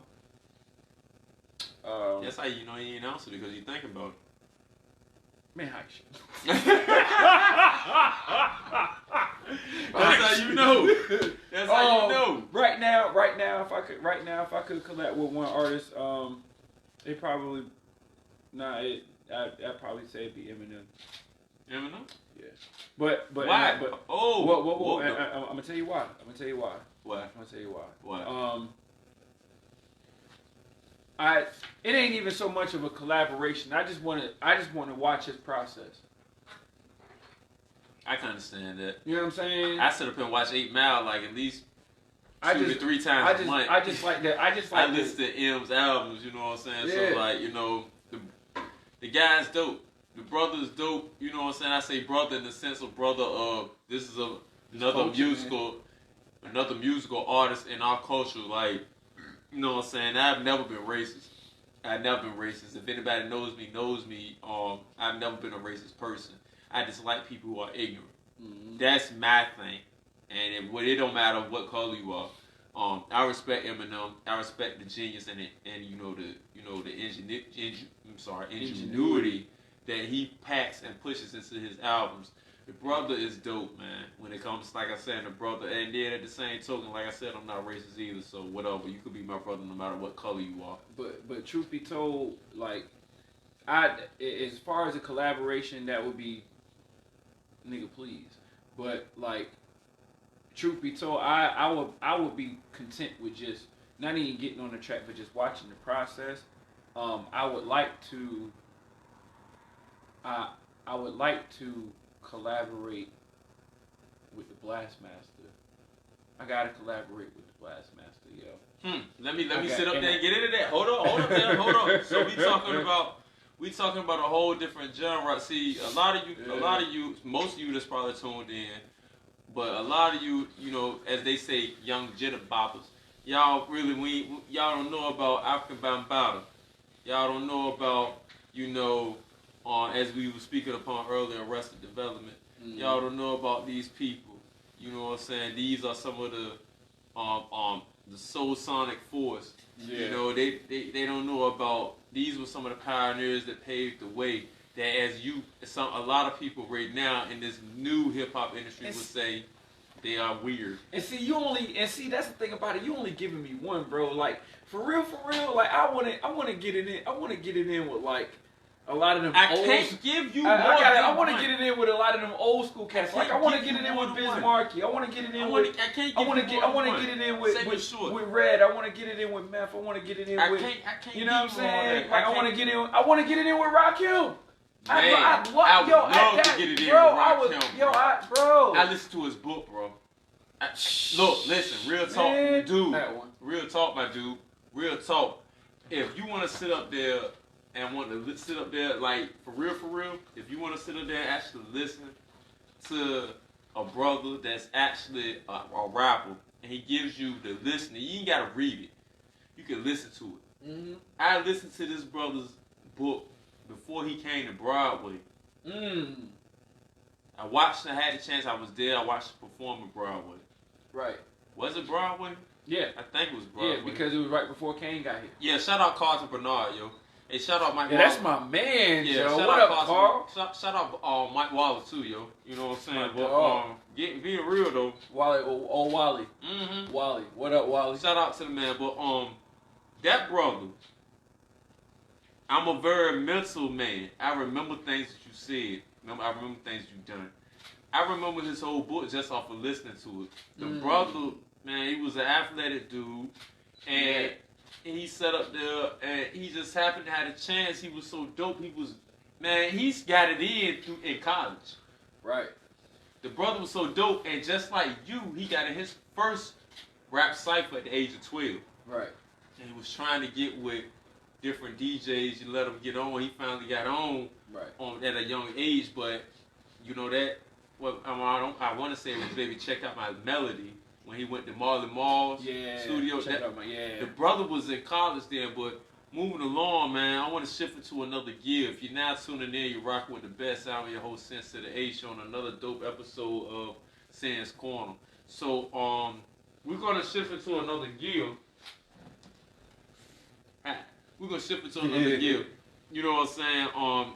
We're like 3/4 of the way done with my interview with my main man right here, the concept. I'm sorry. It's the concept. I keep because when I met the man, you gotta understand, when I met the man at a rap battle. It wasn't really much a rap battle, it was a competition. Right. And it's refreshing. You probably feel the same way. It's refreshing when you go around other people that do the same thing you do, and you get to listen to them and experience how they see your craft as you see it. Like, that was one of the reasons why I followed you. Right. Your dopeness, and I see how you see it. You see it better than I see it, and I'm trying to get to how you see it. As we going back, that's motivation. Motivation to do better than what you're doing. And because of Capri gonna shout out Capri again. Yes, man. You know, I was able to experience this man's total lyrical motive. I mean, I was there. Yeah, I was there. I saw this. If I'm telling you, believe what I say when I say what I tell you. If a dunk can pull a truck, hook it up, and shut the fuck up, you know what I'm saying? Believe me. So when I was there and I witnessed this was another reason for motivation. A lot of people say I'm dope. I should have came out with an album. This is one of the reasons why I did.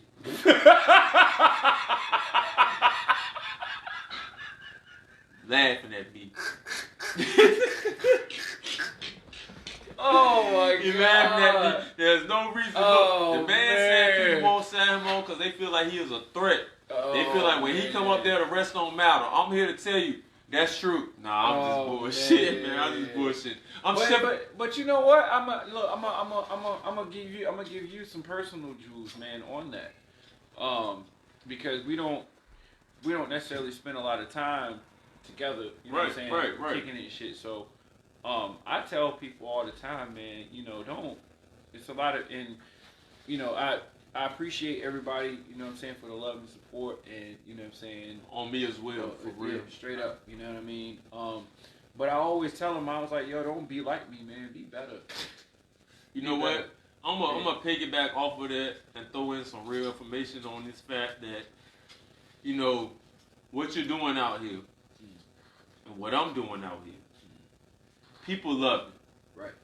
I bet. Sometimes we don't know how to halfway accept that. We feel like that you talking about me. Right. You know what I'm saying? Me. Yeah. You know what I'm saying? And being honest, when people love and support what I'm doing, I'm trying to tell an independent artist's story. That's my passion. That's my gift. And when you sit up there, if you support it, I appreciate it. Absolutely. To the people that have sit up there and winning my cash out and throwing money, and I support. I'm not gonna throw your name out there because I know it ain't about that. You ain't trying to sit up there, but just know I appreciate that for real. So if it's people such as myself, before you walked into my apartment, I was sitting up there letting you know that, bro, when I saw you, you uplifted me. You gave me motivation to be a better rapper. Although this is what I do, and I'm a rapper myself, you gave me motivation. Right. I just want to say, that's you being you. Right. And that was for free. Right. I ain't had to pay for it. Thank you. You know what I'm saying, man? And that's what I want, man. I tell people all the time, man, don't be like me, be better. You know what I'm saying? Like, see the stuff that I'm doing. and do it. Right. See the stuff that you don't see me do that you know works, and do that. And the things that you see me do that you wouldn't do, don't do them. And bottom line. That's with anybody. Exactly. I don't give a damn who it is. If it's you, if it's Ubuntu MC that's next door, whoever. Like, see what I do. You can mimic it. You know what I'm saying? There's no clause saying that you can't do that. We do it all the time anyway. Which brings me to another dope fact that you never know who's watching you. Right. Shout out to my brother Ro Holland, man. 2000. You never know who's watching you, man. You know what I'm saying? Ro Holland gave me the template. And he was doing this thing. Being honest, it's being real. Yeah. Ro Holland gave me the template. Right. And I'm not just saying this because he's my sponsor. You can go back and look at my interviews. You can also check me out on YouTube, Sans Corner. You know what I'm saying? And check out you'll see that all that emotion for real. It was no show. He's not just my sponsor, he's my friend, but I mimicked him because he gave me tools and knowledge that I could sit up there and use. I didn't even have to call him. Right now I talk to him a lot, but I ain't have to call him. I mimicked him and did what he did, and now I'm doing what he does and not doing what he doesn't do. You know what I'm saying? It's just a point of finding somebody that is positive and is about what you're about, and mimicking them, man. So moving along, we're gonna shift into another gear because it's easier to clutch. You know what I'm saying? I see you. No, we're gonna shift into another gear. I gotta wake my mans up. We're gonna right. shift into another gear on Sans Corner, man. We're gonna talk about sports right now. Oh, guess who's going to the Super Bowl? Hey, look, man, you ain't gotta roll up shit. Guess who's going to the Super Bowl? Okay, so I guess at this time I gotta ask. So, who's your team, Niner man? Nation. This is not a bandwagon. I've been on that swag since I was a little lad. I'm talking about Jerry Rice and Joe Montana, John Taylor and Tom Rath, man. So shout out to the 49ers, man. It looks like, shout out to the 49ers and the Chiefs, man. It looks like it's going to be a red Super Bowl, a red Sea Super Bowl is what I call it. February the 2nd, 2020. It's going to be in Miami, man. You know what I'm saying? It's the 49ers versus the Chiefs, man. So I ain't got to ask you. I'm on my ass anyway. So, who you think will win the Super Bowl? Who you think I think gonna win the Super Bowl, bro? Who can win, man? Man, I'm running with my Niners, bro. Running with the Niners? Absolutely. Look, hold on. Now, wait a minute. Now, we talking about this Patrick Mahomes, man. They gotta meet, yo, at the end of the day, yo. The reason why, I was just telling a Chiefs fan this, I was in the ABC store. Actually, right. Going to go get some of that, but it was the Apple kind. Right. But anyway. Right. They ain't paying. You can't mention that. You know what I'm saying? But I told him I don't count the Chiefs out because of what they did to. It wasn't Minnesota. Who did they play before the Titans? Everybody. No. The game, nigga. It's your team, bro. You tell me. No, I'm talking about before. I'm talking about. I don't count the Chiefs out before they played Tennessee. Who was it that they were getting smoked? It was like 24-0 by halftime. Whoever they played. Who was it that they played, yo? They played. Because it was the same week that, matter of fact, no, it wasn't. No, it was somebody comment. Who was it? It was because it was the same. It was the 49ers and the Vikings, and then it was the Titans, and was it New England? No, it wasn't New England. It was because New England made the playoffs. No. They it was well, they made it, but they didn't make it. No, it was a wild. They had a wild card game. That's what that was. No, they played. Tennessee played. Was it the Saints? I forget who it was. I really do. Whoever they played, and the Chiefs basically whoever the Chiefs played These Negroes was down 24 Yeah, the Chiefs to played. nothing, The yo. Chiefs played. I forget who they played, but they were down by a minute. Somebody had to play Seattle to get in. Whoever played Seattle is who. No, it wasn't the Chiefs though. We actually kind of flabbergasted because we've been drinking. Nonetheless, I can't remember because, truth be told, like, you know what I'm saying, this just a fun fact for me, for people out there. Like, I don't watch TV. Oh, you don't? No, I don't. The only thing I catch is highlights on YouTube. I don't watch syndicated television. I don't watch a lot of the stuff that we watch is usually like Fire Stick stuff or educational type stuff, or we're listening to, vibration frequencies for, you know what I'm saying, whatever it is that we're, That's what it is, working man. on manifesting and stuff We like got that. we got the main idea addressed.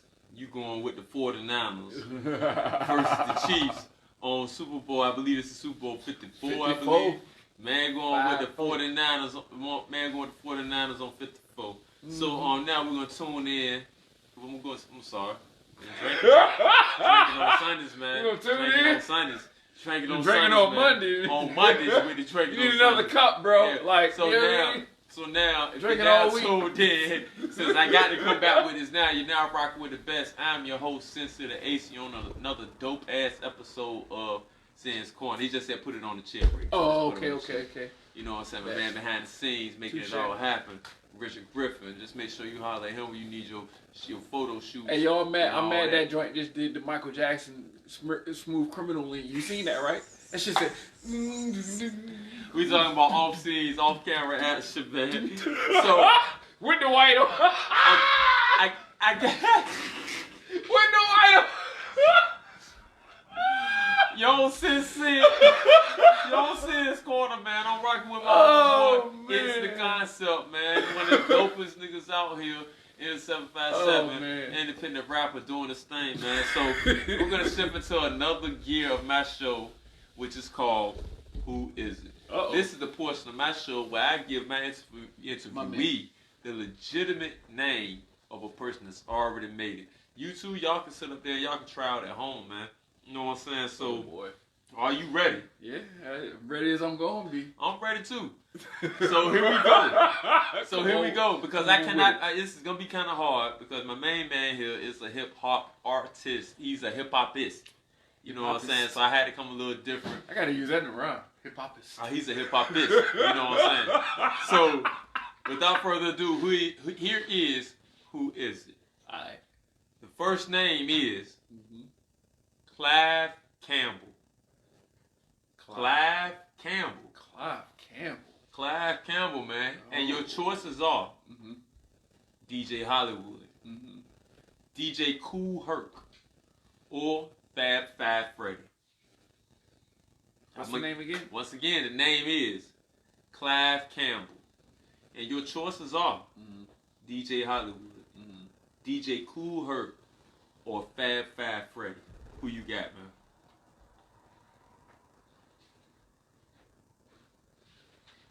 I'm gonna go with A. He's DJ going with Hollywood. DJ Hollywood as Clive Campbell. I'm sorry, brother, but the correct answer is DJ Kool Herc, man. DJ Kool Herc. Fucking knew it, yo. DJ Kool Herc. I'm 1 out of 3. Hey, yo, I ain't gonna lie to you, yo. Like you might get me on this. I can't get stoned. Because I know names, but like them. Come on with it. All right, we're back. We're coming on with it. Come on and with this is number 2 for the game called Who Is It? Oh man. Okay, and your name is Joseph Sadler. Joseph Sadler.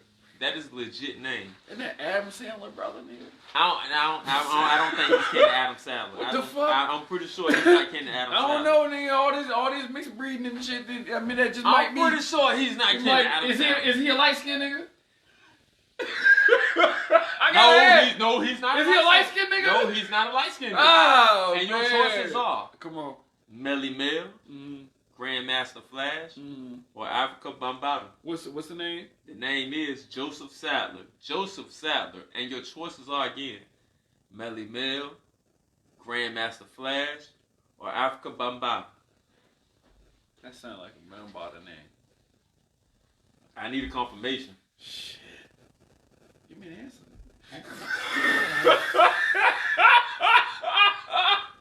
Usually when you ask for confirmations, the answer come to you. You know what I mean? I need a confirmation, brother. I need a confirmation. I need to know. Oh, man. Once again, Joseph Sattler. Joseph Sattler. And his options are Melly Mel, Grandmaster Flash, or African Bambaataa. African Bambaataa. It's either B or C. See, we can't go like that. We got to have one. No, I get that nigga. I get that. I'm gonna go with C. Final answer. C. Final answer. African Bambaataa. And he is wrong. The correct answer is Grandmaster Flash. Ah, I said that, yo. Grandmaster Flash. Did I say that? You gotta go with your gut, baby. Man, don't shrug at me, nigga. Put your weight on it. You gotta put your weight on it. I need your favor right now, bro. Oh no. Oh no. Come on, son. That's Team Sin's going over there. I'm not trying to hear that shit. We got your last one. Ah. We got your last one. I ain't drinking with you no more. We got your last one. And this ought to be interesting. I ain't drinking on Monday no more. You gotta drink. But you gotta drink on Sunday. I do, yeah. All right. Never mind. So for your last one, last one. All right. And this is the last one of Who Is It? And the name is Kevin Smith. Yeah, I gave you an old American name. The name is Kevin Smith. But can you identify that name to your choices, which are Kid Capri, Love Bug Starsky, or Rakim? The name again is Kevin Smith. Your choices are Kid Capri, Love Bug Starsky, or Rakim. I think that's Rakim's name.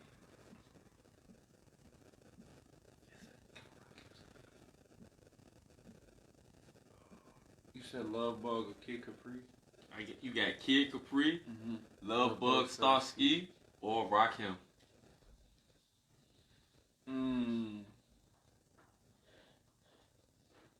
Love Bug Starsky.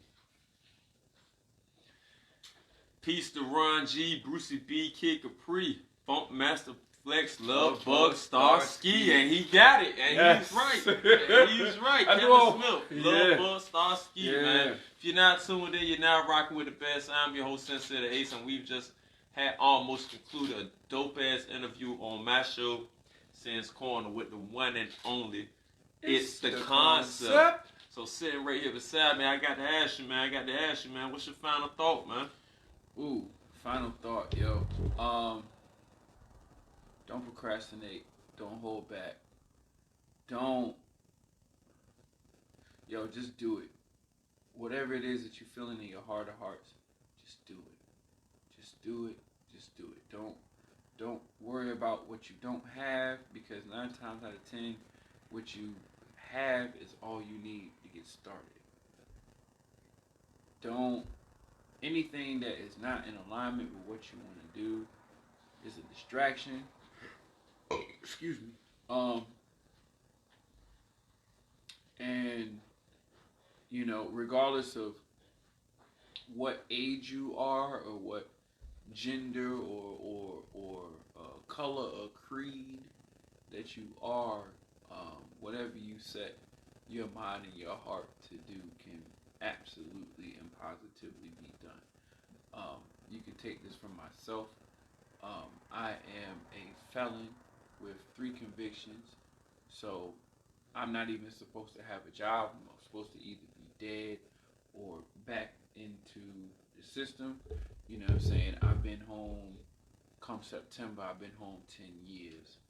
And in that 10-year span, I've basically managed to accomplish the feats that I've accomplished. And that's not, going back to jail for maybe like a day or a month or whatever. I ain't been back in the system. I ain't been back in no trouble. Word. You know what I'm saying? My family has been there and been supportive. You know what I'm saying? I got the love of my life. I got friends. I got, I have everything that I have. You know what I'm saying? But my most valuable resources are my knowledge of self, and all of my senses You know what I mean? I'll break it down to you like this, and I'll finish the thought. That I had a man from, I had a guy from Uzbekistan that I used to detail cars for, and he said that he was like, "Hey, Baba," he said, "You know, you want to be millionaire, right?" I was like, yeah, that's everything. He's like, yeah, blah blah blah. You know that there are millionaires out there who have all the money in the world, but can't do nothing with it because they're bedridden, or because they're mentally unstable, or they have some sort of condition that thwarts their ability to live life to the fullest. You know what I'm saying? And you have people who have absolutely nothing in the world, who have all the abilities that rich man in his inability would give every dime of his fortune just to be able to experience just one of those. You know what I'm saying? So understand that your health is wealth. You know what I mean? Just because you happen to be broke or poor or whatever the case may be, all of that shit at the end of the day is a matter of mentality. You know what I'm saying? If you want to be wealthy, then the two things you need to be focused on is your health and the things that keep you to be healthy. You see what I'm saying? As it pertains to, just the physical aspect of like monies and luxuries and things of that nature, all of that other shit is a mindset. You know what I'm saying? Status, all of that's a mindset.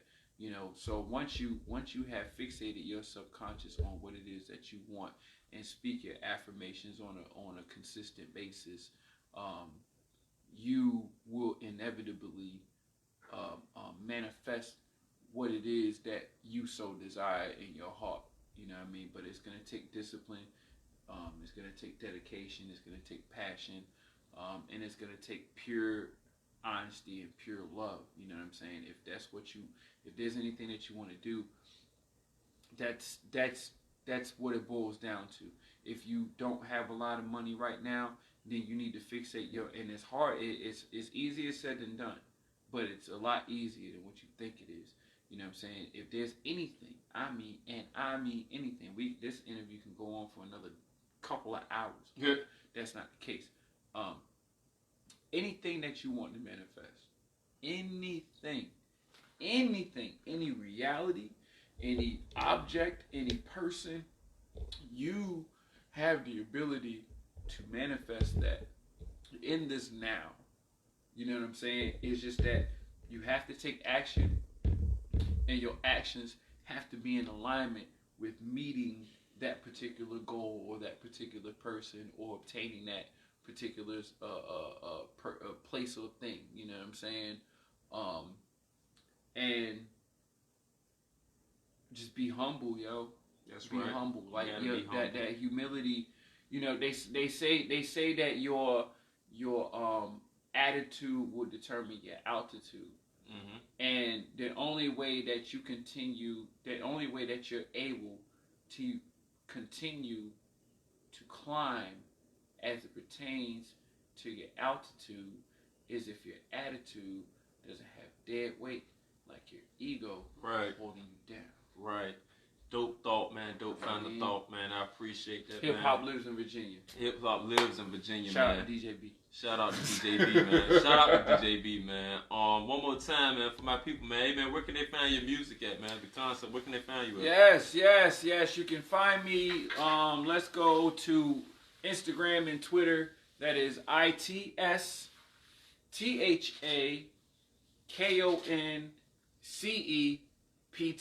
Truth be told, if you Google that, you'll find me any and everywhere.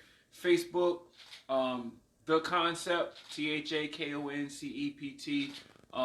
Business page or fan page is It's the Concept, spelled like everything else. YouTube, It's the Concept, or Alpha Grass Anus Cockweed Cock Pocket motherfucker. AGAC Music Group LLC. You put that in the search engine, you'll find me any and everywhere. You can catch me every Friday at 9 p.m. on 103 Jams for DJ B's Freestyle Friday. Every third Thursday at Freshtopia, he holds a cipher for MC. So you know what I'm saying? Yeah, by law, every third Thursday of the month. Word. You know what I'm saying? He holds a cipher. Yeah, he holds a cipher at Freshtopia in Norfolk. And then you can also find me on Instagram. It's at NakedWJC, or on YouTube at NakedWJC. Shout out to Who's Johnny Creative. You know what I'm saying? Shout out to the whole NSA, to my dogs. You can also find me at find the music at musictheoryrecords.bandcamp.com. My SoundCloud is ITK-757. That's ITK-757. And if y'all want, y'all might want to go ahead and start following the brother now, because I got some dope stuff that I'm getting ready to put up on that platform. Spotify, iTunes, so long as you search It's the Concept, you'll find any and everything that I've done as it pertains to that, as far as releases and all that's concerned. Mixtape coming soon. Constant Elevation project coming out with Big Torn the Bouse. You know what I'm saying? Coming soon. So be on the lookout for that. And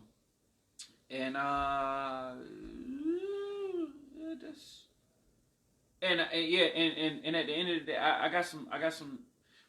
Just keep up with it, brother. I got some dope stuff coming, yo. You know what I'm saying? I'm gonna leave that where it is for now. Just keep up with it, brother, man. Soul Trust Records. Shout out Soul Trust Records. Y'all can also find me there. You know what I'm saying? I have a page on their website, soultrustrecords.com, if I'm not mistaken. Let them know, man. Let them know. Shout out to the Rubber People. Shout out to Judipus. You know what I'm saying? OVA Legends. Shout out to Gypsy. Shout out to Don't Sleep Records. A1.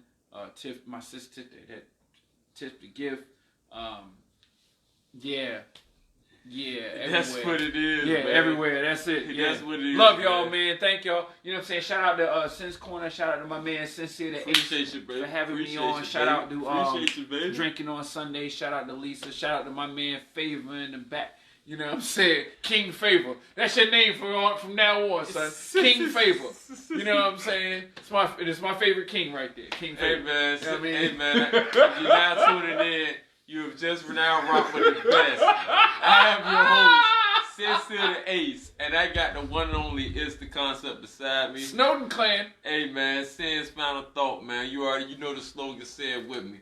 Don't nothing come to a sleep but a dream. You got to get up, get out there, and go and get it, man, because ain't nobody give you nothing out here free in this world but advice, man. Word. Hey, man, if you now tuned in, I've been chilling with the concept. We've been chopping it up, but you know what you can do. You can always go ahead and go back and do that little thing and zip and rewind this shit. And you can also go ahead.